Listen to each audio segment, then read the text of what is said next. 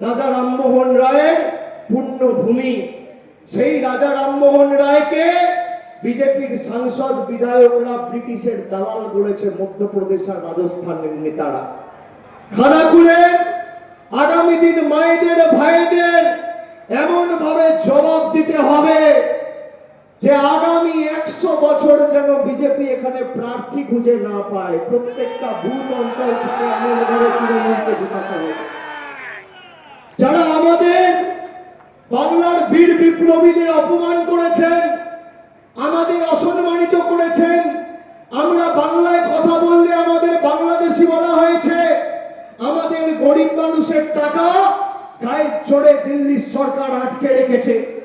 গরিব মানুষের 100 দিনের টাকা বন্ধ, আবাস যোজনায় টাকা বন্ধ, জল জীবন মিশনের টাকা বন্ধ, রাস্তার টাকা বন্ধ, জলের টাকা বন্ধ, সর্বত্র বাংলা এরা হেরেছে বলে টাকা বন্ধ করেছে।